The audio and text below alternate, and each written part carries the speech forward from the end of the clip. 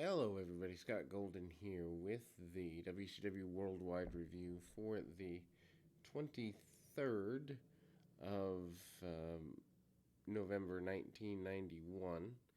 And this is an interesting time in the WCW era. They are kind of changing away from a lot of previous things.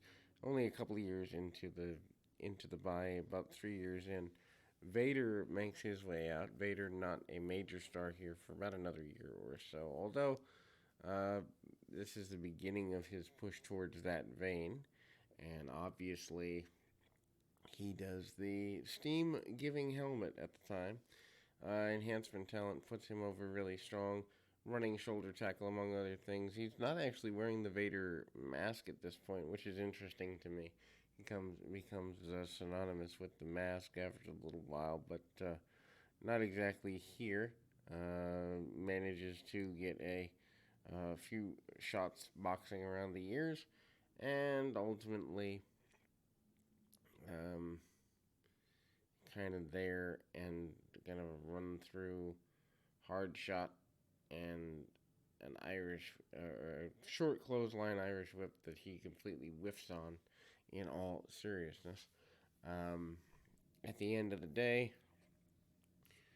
we then see a hard shot along the way, and Vader then hits a military press slam and ultimately gets enough of what he needs, obviously, to get a victory here, but manages to be pretty well dominant and goes to the top rope for or second rope on the inside for a double shoulder tackle clothesline type spot, and much more athletic and aggressive Vader at this point, and he manages to get a victory in just over 4 minutes here, maybe 4.5 or so, from the beginning of the program. Larry Zbyszko talks about wanting to go forward. Firebreaker Chip and uh, Curtis Thomas here are the tag adversaries going forward. Larry Zbyszko also cuts a promo about being, I believe, the national champion at the time. And Zbyszko, a major force in the area after the shutdown of the AWA at the time. Rick Rude, newly in, and in an enhancement match roll, hard shots by uh, that, and a double shot under the chin, and ultimately Irish whip there. Um, Shoulder tackle and clothesline, and ultimately getting to where he needs to be. Big body slam by Rude. Rude manages to do everything he possibly can to ingratiate himself away from the fans. Big clothesline. He's got a bit of a buzz cut, a little different for Rick Rude here, a little bit different. Cranks up on a chin lock. Rude always slowing matches down even when he doesn't need to, including enhancement matches. Hits the Rude Awakening and is victorious. This is about a month after entering the company as the Hollywood Phantom under the auspices of Paul E. Dangerously. And he is your new U.S. champion of a few weeks in time. And obviously, Rude, kind of the formulation blocks behind the um, Dangerous Alliance. I'd say the crown jewel of the Dangerous Alliance at the time. And Dangerously says that Sting is no longer a concern to him. Television champion Stunning Steve Austin is out here next with Lady Blossom. Austin pretty well is successful in his kind of foray into singles competition. Arn Anderson, though, is his tag partner for this particular battle, and kind of go forward there. Anderson and Austin, a really good team in the sense of trying to get Austin to a decent place going forward, and ultimately then we see Dustin Rhodes and Bobby Eaton. Eaton, short-term babyface, This is right around the same time that he had his run with Ric Flair at the Clash, within a couple of months anyway, which kind of necessitated him being a babyface. Dustin Rhodes been around for a couple of years, not too terribly long, but you know, tie up both men and hard shots along the way. Um, go behind, and then you see um, Rhodes then tries to cinch up on the arm, stays on the arm pretty aggressively there. Um, then we see Rhodes manage to get things going, pull of the hair, pulls him back down into a compromising position, and ultimately tag off. Rhodes then um, manages to hook up pretty easily, and at the end of the day, stays on the arm of Anderson relatively simply put, and kind of goes that way in that direction.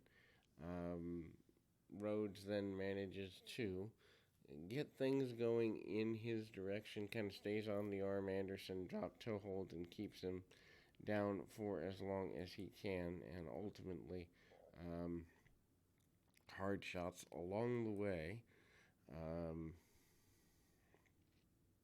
Rhodes then continues to be, kind of tied up and cinched up pretty simply. And Anderson comes back in, dropping the knee on Rhodes. Austin came in for a little while, and Rhodes stayed on the arm there. Really basic match, nothing to write home about. I guess I wouldn't even say really a match that you need to go out of your way to see unless you like super basic psychology and matches that have extremely little going on, not in them, but in terms of building from them.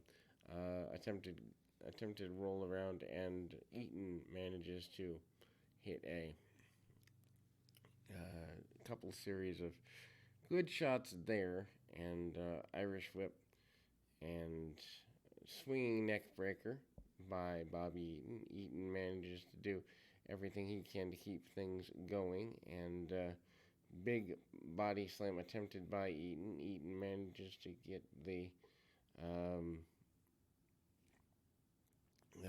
kind of shoulder breaker along the way, and Austin runs in, tries to get an advantage there, and runs in and steals a victory over that run as Eaton turns on his own partner here.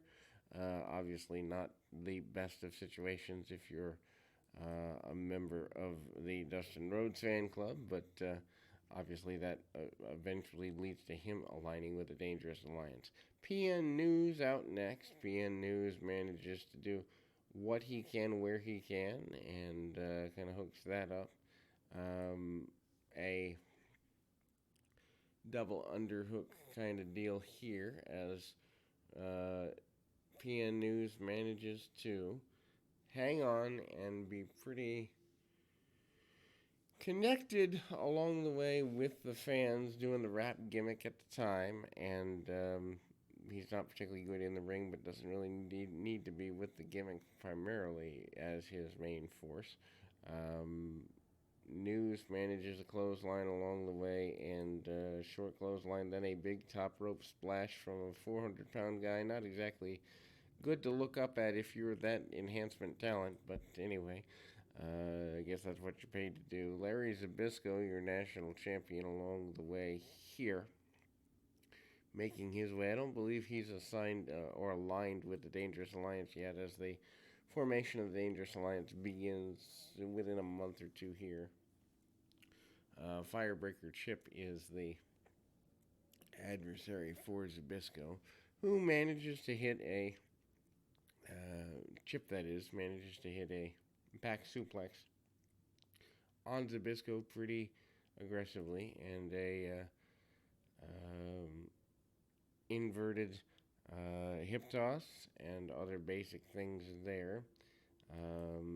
sends him into the apron, and ultimately hits a couple of shots along the way there. Um, the brawl goes to the outside. Zbyszko catches him with a hard shot coming to the inside, and ultimately manages to get a um,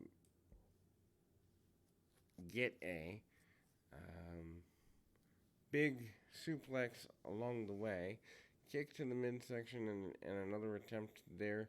Um, and ultimately, the attempted backdrop over the top rope and to the arena floor. Um, and ultimately, we see Zbyszko bring his man back in, try to cut the ring off, and try to go for a leg lock somewhere between a spinning toe hold and figure four. Zbyszko, known for keeping matches slower, and he does that here.